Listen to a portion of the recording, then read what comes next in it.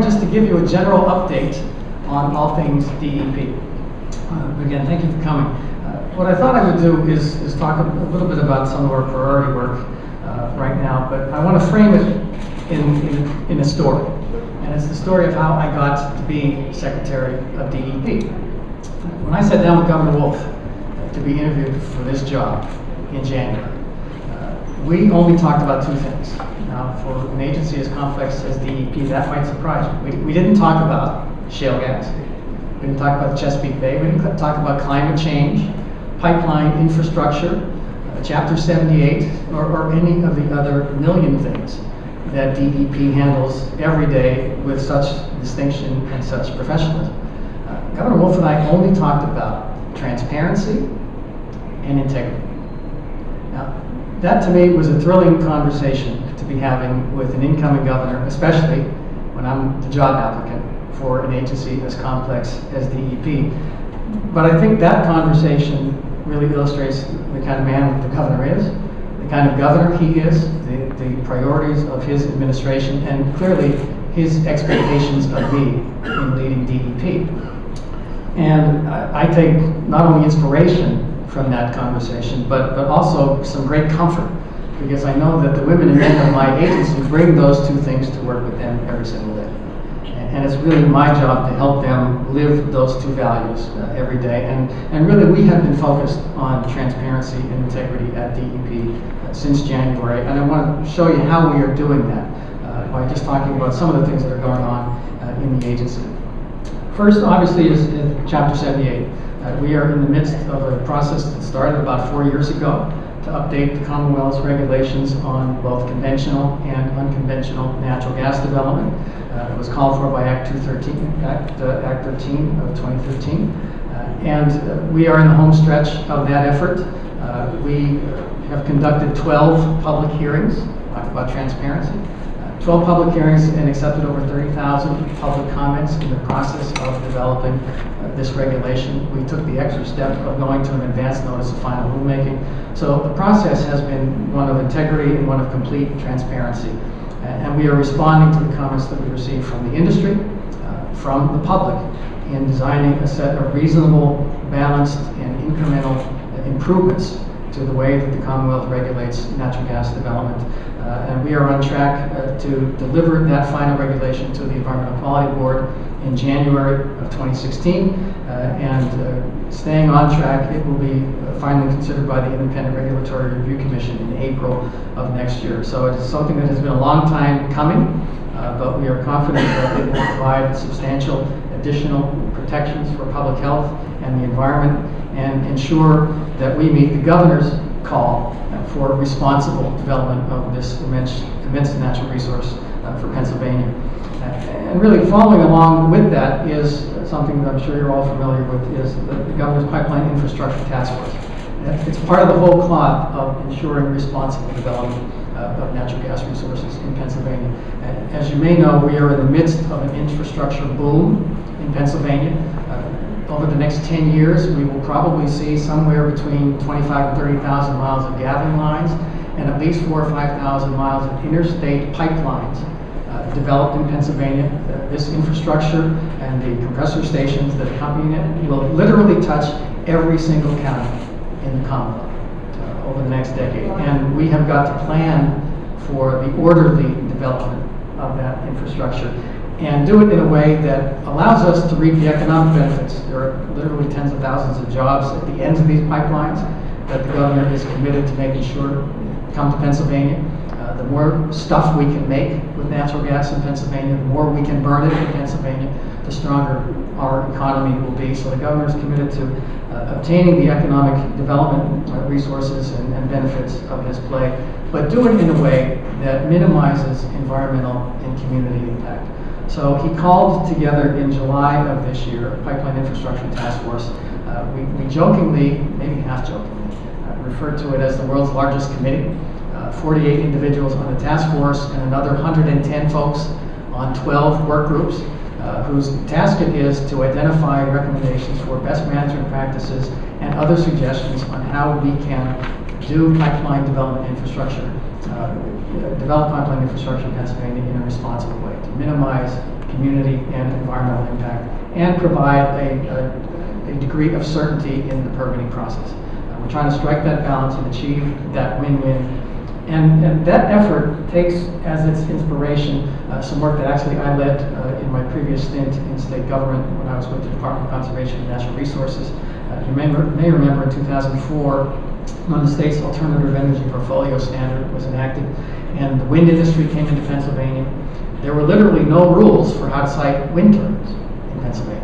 And there was a lot of community angst. There was certainly concern on the part of environmental organizations, and the industry was very concerned about the lack of guidance on how they could go about in an orderly way developing their investments in Pennsylvania. So we gathered together all of the stakeholders, and over the course of a couple of years, working with all the regulatory agencies, with the environmental groups, and with the wind industry in a collaborative conversation, developed the first set of siting standards for wind power in the United States. And they were embraced by the Pennsylvania Game Commission in their voluntary cooperative agreement. And I still submit that they're the best in the country. So the collaborative model has already proven itself to work in Pennsylvania. And we put that model on steroids, frankly, and applied it to the natural gas industry and the issue of infrastructure development. We actually have received all sets of draft reports from the 12 work groups. They arrived in my office yesterday. And we are going to turn around a draft report to the members of the task force by Friday of this week. Very shortly we'll be opening up a public comment period, posting that document online. And we're looking forward to delivering to the governor by early February a final report with a set of recommendations for how to make sure that pipeline infrastructure development proceeds in a responsible way for the Commonwealth. So we're excited to be able to deliver on that charge from the governor. I want to turn to a couple of other things that we are actively working on. First is the Clean Power Plan. Tonight in Williamsport, we will hold the 14th and final public listening session around what Pennsylvania's implementation plan for the Clean Power Plan should look like. And it's another example of the transparency and integrity that I talked about. The governor challenged us as an agency when this rule was handed down in August of this year to listen first and write second, to listen to Pennsylvanians, because energy is such a huge part of our state's economy. We have such a wealth of indigenous energy resources. In Pennsylvania, we're the #1 energy exporter in the United States. We're the #2 energy generating state in the country, #2 in nuclear power generation, #2 in natural gas production, 4th in coal production, 12th in solar capacity, and 16th in wind capacity. So we have a diverse set of energy resources that are really inextricably linked to our economy, and the governor wants us to fold that into our thinking in designing a plan that works for Pennsylvania. The Clean Power Plan requires Pennsylvania to reduce its carbon dioxide emissions by 33% by 2030. The nation has to reduce its emissions by 32%, so we're slightly ahead of the curve there. But we believe that this requirement is ambitious but achievable. And let me walk you through why we think it is very achievable for Pennsylvania. Between 2007 and 2014, Pennsylvania's CO2 emissions have already fell 20%. They went from 134 million tons to 107 million tons between 2007 and 2014. Why did that happen? First of all, the Great Recession. Secondly, some federal requirements, the mercury air toxics standard, had some impact. But third, and fundamentally, the predominant influence has been the shift from coal to gas. Cheap shale gas has displaced coal as a fuel, and if indeed there is a war on coal, it's being waged by natural gas, and natural gas is winning. So as a result of those factors, Pennsylvania's carbon dioxide emissions have already fallen 27 million tons. To us, where we stand today, we are emitting about 107 million tons of CO2. When the Clean Power Plan compliance period starts in 2022, the first hurdle rate that we will have to achieve is for the state's CO2 emissions to total 106 million tons. Only 1 million tons less than we are currently emitting 7 years from now. So clearly achievable. And when the compliance period proceeds over the ensuing 8 years, Pennsylvania will have to reduce its emissions to 91 million tons So the long and the short of it is between 2007 and 2014, Pennsylvania's CO2 emissions fell 27 million tons. And between 2022 and 2030, our emissions will only, I'll use that word in quotes, have to fall an additional 15 million tons. So clearly the Clean Power Plan sets an ambitious but achievable goal. Renewable energy and energy efficiency are going to figure predominantly in our work. But as a state where 34% of the electricity comes from nuclear power, we have to pay attention to all of our indigenous resources. And we will be working on a plan that really threads the needle, that takes advantage of our rich energy mix, that creates economic opportunity for the state. We believe fundamentally that there's an opportunity for us to demonstrate sustainability to the nation. We can cut our emissions by a third and grow our economy at the same time, and attract to Pennsylvania and grow in Pennsylvania the kinds of jobs that are sustainable, that are cutting edge, that will lead the nation. So we're excited about the challenge and appreciate the challenge that the governor has given us to thread that needle in a way that reduces our emissions and grows the economy at the same time. Some other things that we are, and one of the reasons that this is important, I need to emphasize this, not only is it a federal requirement, but it is also something that we need to do as a society. Earlier this year, we released a climate impacts assessment update that was prepared by scientists at Penn State University, and what they found was profoundly disturbing. Pennsylvania has warmed about 1.8 degrees Fahrenheit in the last 100 years, which in and of itself is very significant. But what the scientists at Penn State found is that Pennsylvania is on track for 1 degree Fahrenheit warming per decade between 2000 and 2050, such that by 2050, 35 years from now, Pennsylvania will be 5.4 degrees Fahrenheit warmer than it is today. That means Philadelphia feels like present-day Washington, D.C. Actually, Richmond, Virginia, Pittsburgh feels like present-day Washington, D.C. Profound impacts on public health, the environment, our economy, and really the Pennsylvania that we know today. And we can certainly go through some of those implications, but it is critically important that we meet the climate challenge, that Pennsylvania lead. There is an opportunity for us to really lead the nation in developing a thoughtful response, and we are certainly about that work. A couple of other priorities that I just want to touch on is we are in the very, very final stages of completing our work and a plan relative to Pennsylvania's responsibilities for the Chesapeake Bay. But more fundamentally than that, we have been focused on water quality, local water quality in Pennsylvania. That needs improvement. And we have been in a very deep conversation with stakeholders, again, in a very transparent process with high integrity, involving all stakeholders. And it's amazing how many stakeholders there are when you talk about things like the Bay. But we are focused very centrally on water quality, improving local water quality, and enabling communities to take ownership of their water quality. And as a part of that, we are going to be kicking off a 2-year late process to update the state's water plan. The previous administration did not take up that challenge, and as a result, we inherited a situation where the state water plan update that is required by law is 2 years late. Well, it's really time for a focused conversation with Pennsylvanians about their water quality. And so we are in the process of designing that approach, that statewide conversation about local water quality. And as a corollary to that, we'll be rolling out our plans relative to Chesapeake Bay in the very, very near future. So we are going to be focused in a significant way at the agency on water quality going into 2016 and certainly beyond. I want to finish my kind of top-level conversation with you today, just talk a little bit about the status internally at DEP. I went through a very enlightening confirmation process earlier this year where I had a chance to sit down with just about every member of the Pennsylvania Senate for some really good conversations. And that process is incredibly important, not only as a matter of law and policy, but just for me personally to hear what members of the General Assembly are concerned about. And one of the things that I heard on multiple occasions were I will use the word complaints about the ability of my agency to turn around permits. Anyone who's been around Harrisburg for any amount of time has probably heard the canard that DEP is too slow in issuing permits, that we are a bureaucracy that can't get out of our own way. And I want to share with you this morning some facts about what the reality of the situation is and why we are where we are.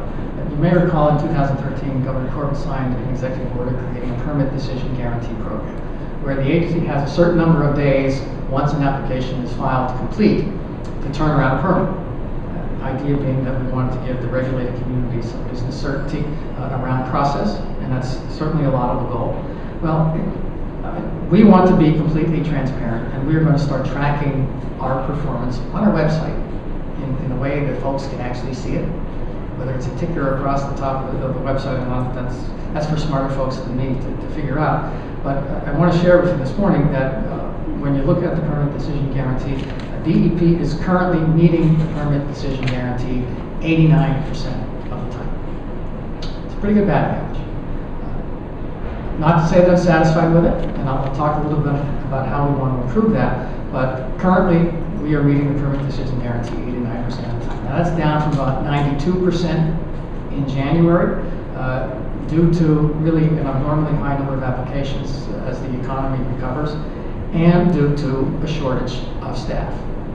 And here's the other shoe that's going to drop on that. This agency has been chronically underfunded for a long time. Over the last 10 years, the average Commonwealth agency lost 6% of its workforce. In that same period of time, DEP lost 14% of its complement. So we bore a disproportionate share of the burden of meeting the state's fiscal responsibilities, and it shows. And we had to turn that around. You may recall that in his first budget, the governor will propose a 6% general fund budget increase for my agency, which is the largest budget increase in memory for DEP, as a down payment on restoring our ability to not only meet our mission, and by the way, our mission is to protect Pennsylvania's air, land, water, and public health. So to meet that essential mission, but also to respond better to the regulated community. Obviously, we don't have a budget yet, so we continue in a status quo situation. But I want to hang some numbers on those percentages. And just looking at the last 7 years.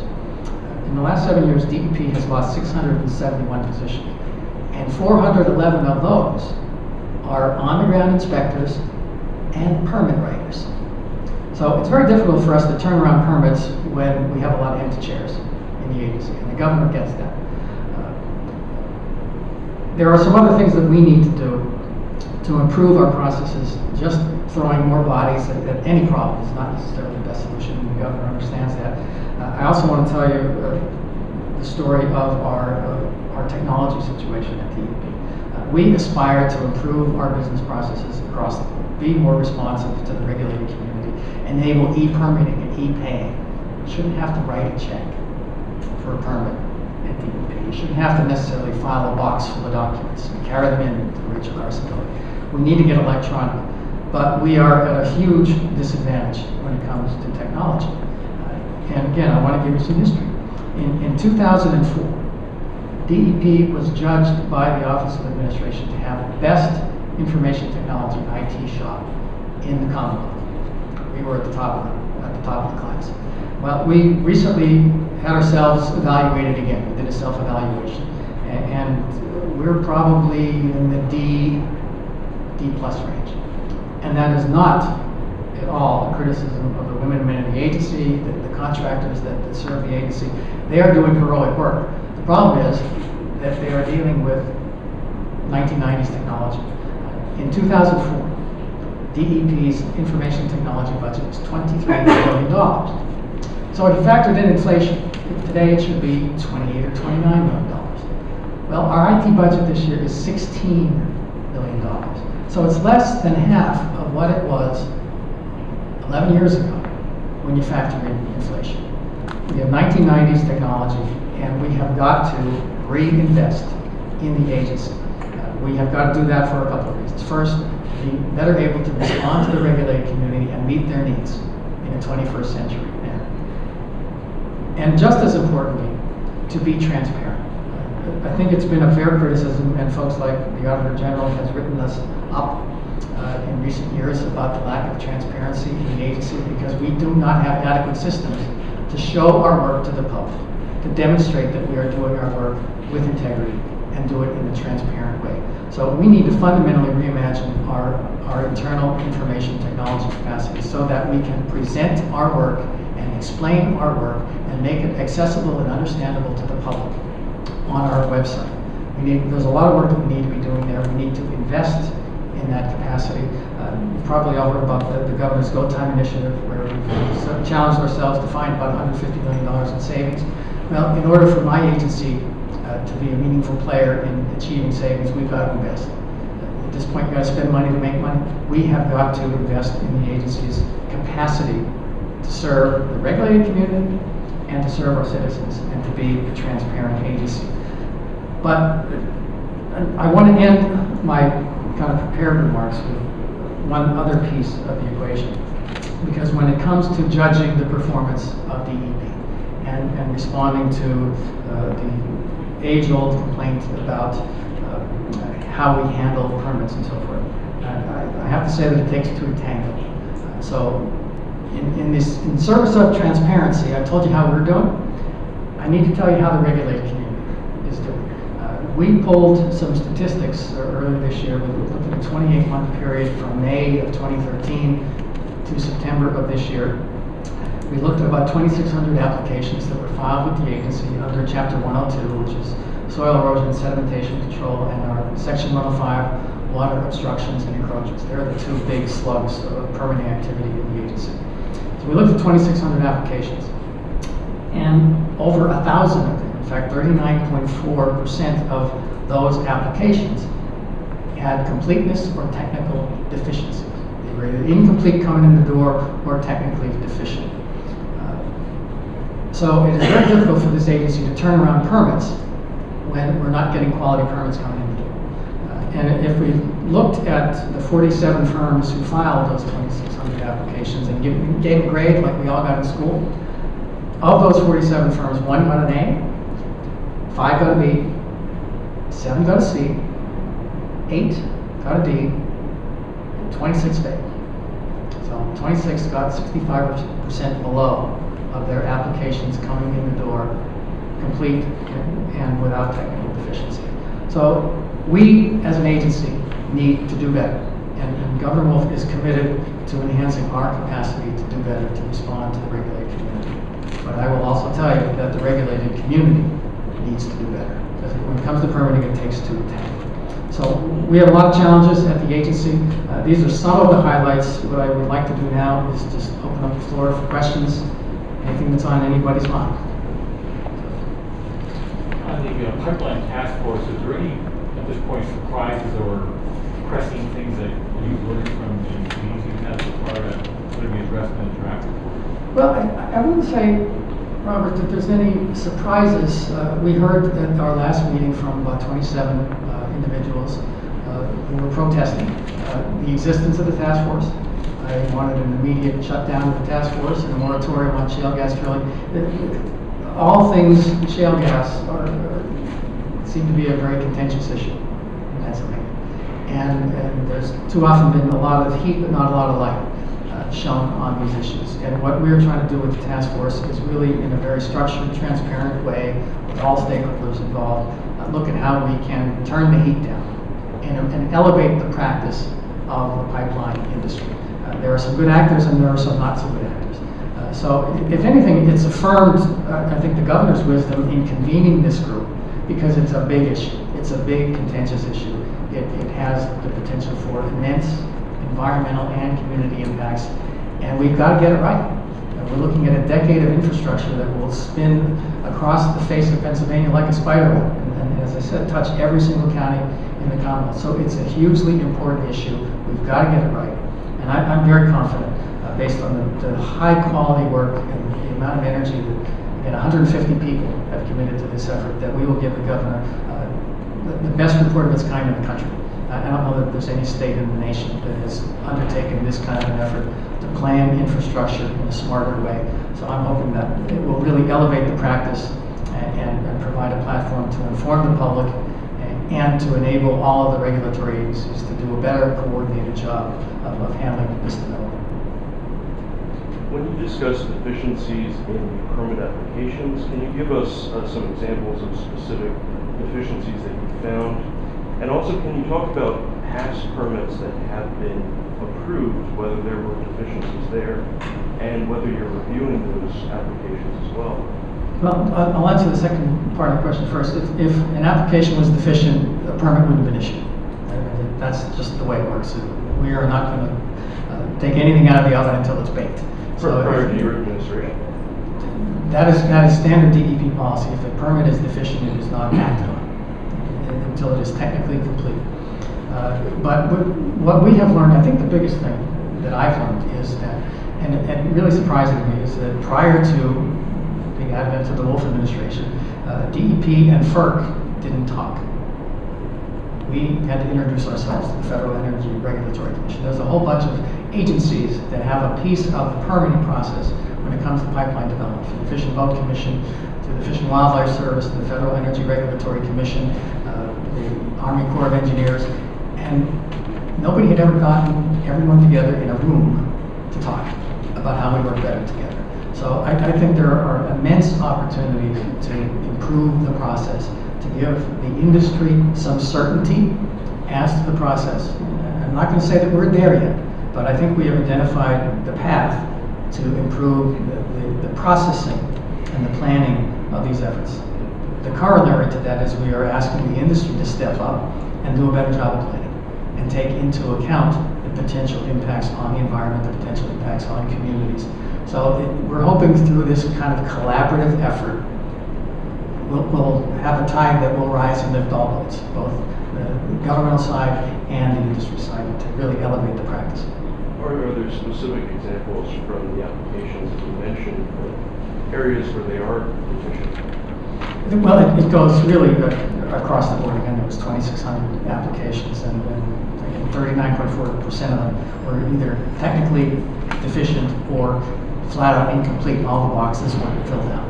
So one of the things that we have to do to address some of that is, with the idea of e-permitting, you can design a smart form that will essentially not allow the entry of incorrect information and won't allow the submission of the form until it's complete.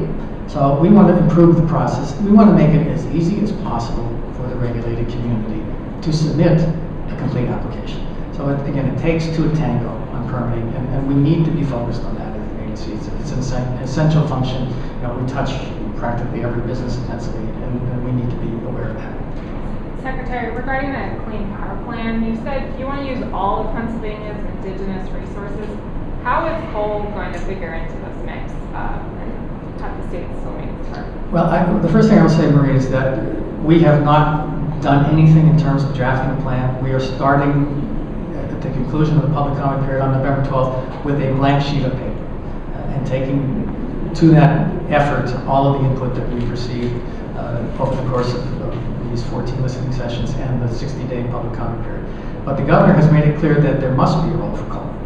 Right now we get about a third of our electricity from coal. It's a big part of our economy, and we need to find a path forward. And we have asked coal-fired power plants, the companies that own them, to give us their recommendations. I've met with every energy generator in the Commonwealth since I took office. And I've asked every single one of them the same thing. Give us your best information and advice on what the clean power plant should look from your perspective.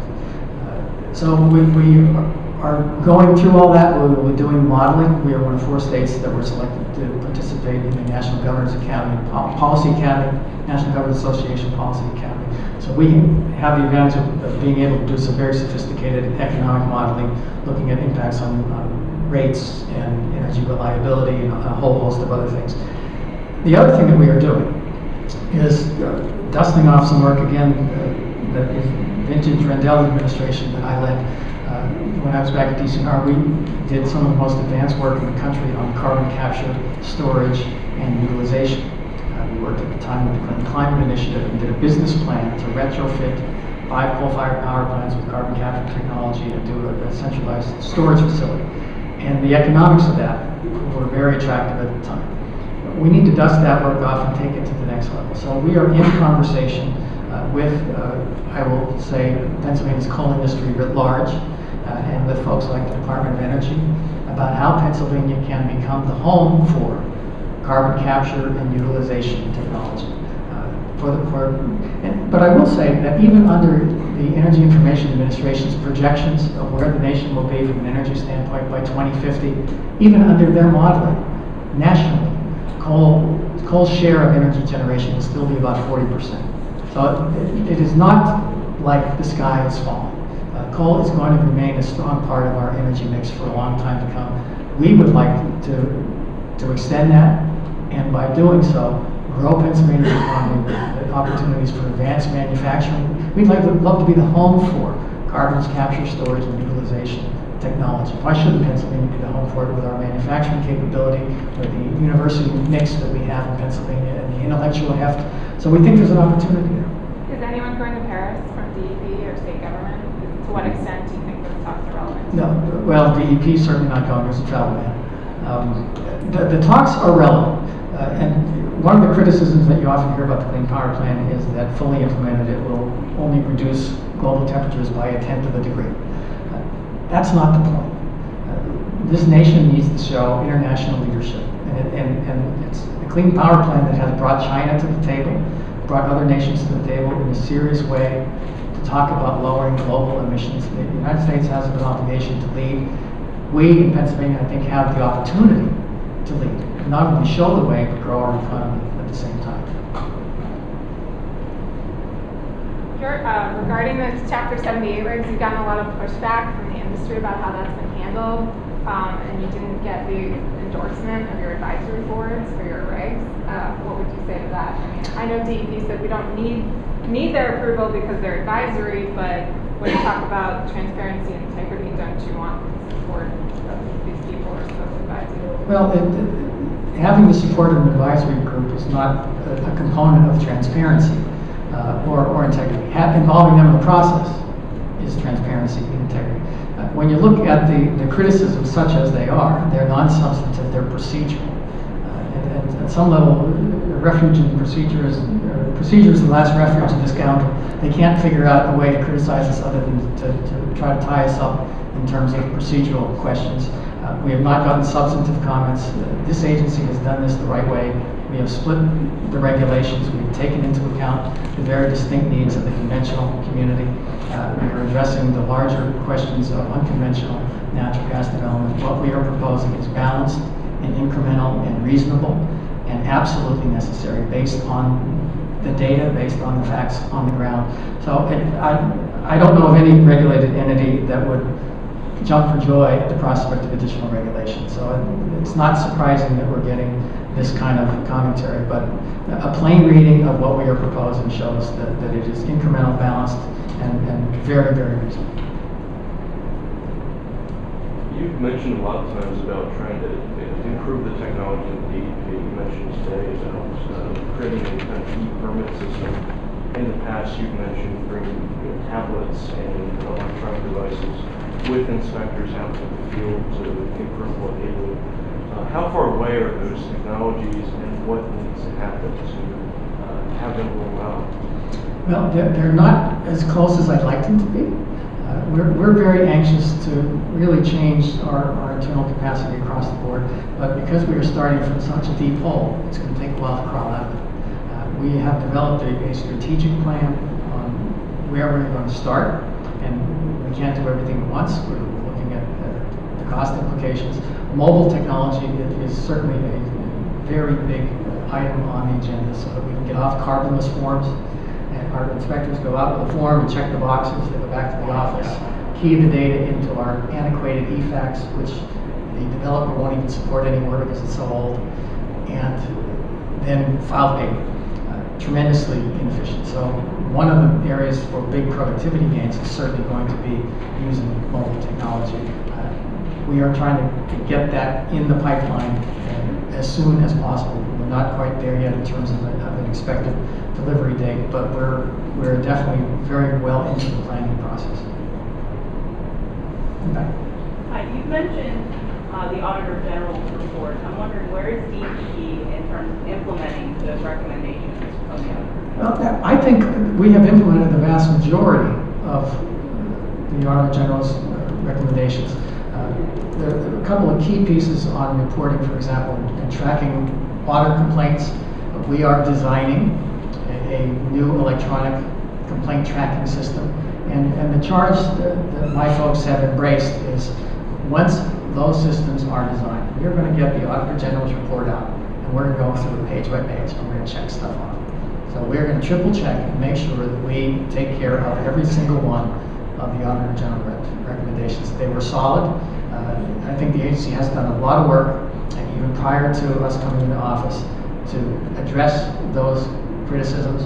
We are going to make sure that we address every single one. What are you all doing with the Office of Environmental Justice? Yeah, we have, here's the situation on the Office of Environmental Justice. It was formerly the Office of Environmental Advocate, which I think is a nondescript title, and we need to call it what it is, and that's environmental justice. Environmental justice communities are communities where 20% or more of the population lives in poverty, and or 30% or more of the population is minority. And typically those communities are disproportionately impacted by development and by pollution. That's a statistical fact. So we need to pay attention to the needs of those communities. It's actually something that we're required to demonstrate in the context of the Clean Power Plan. And 10 of our 14 listening sessions are actually being held in or adjacent to EJ communities.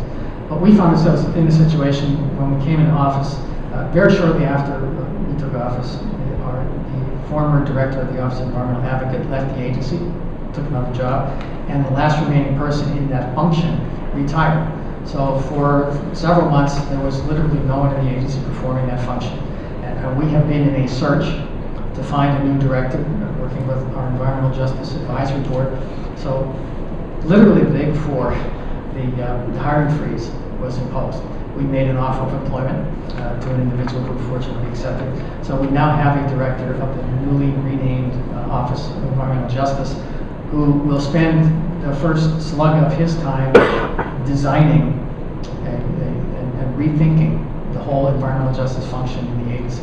And frankly, it's not enough to have a director of environmental justice and 2 or 3 staff working under him. Every single person in DEP has to be concerned about environmental justice. So how do we get there? How do we make sure that that very important aspect of our work is part and parcel of what we do?